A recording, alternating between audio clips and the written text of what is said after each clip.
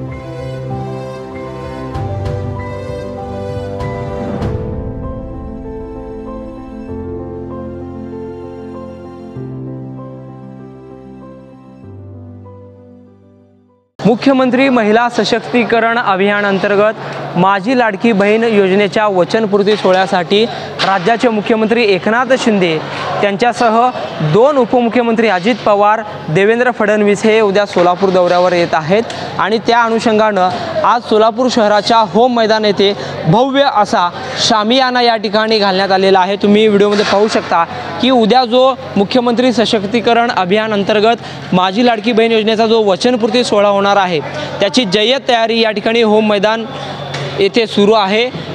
मोठा वॉटरप्रूफ असा मंडप टाकण्यात आलेला आहे।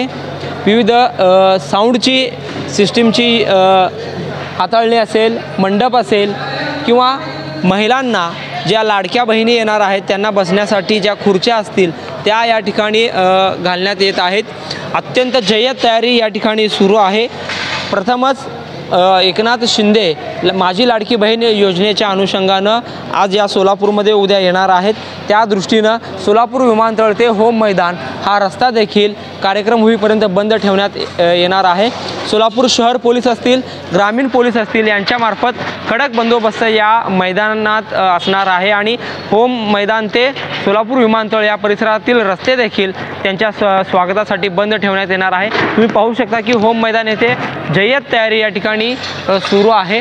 मुख्यमंत्री महिला सशक्तीकरण अभियानांतर्गत मुख्यमंत्री माझी लाडकी बहीण योजनेचा वचनपूर्ती सोहळा सोलापुरात पार पडत आहे आणि उद्याच्या या वचनपूर्ती सोहळ्याची वैशिष्ट्य म्हणजे मुख्यमंत्री एकनाथ शिंदे, उपमुख्यमंत्री देवेंद्र फडणवीस, उपमुख्यमंत्री अजित पवार यांच्यासह विविध त्यांच्या ज्या सहकारी पक्षातील पदाधिकारी आहेत त्यांना देखील बसण्याची या ठिकाणी व्यवस्था करण्यात येणार आहे।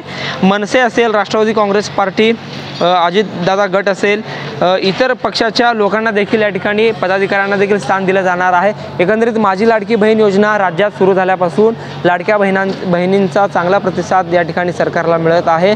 आगामी विधानसभा निवडणूक लक्षात घेता ही योजना सुरू केल्याचा आरोप देखील विरोधकांकडून होत आहे।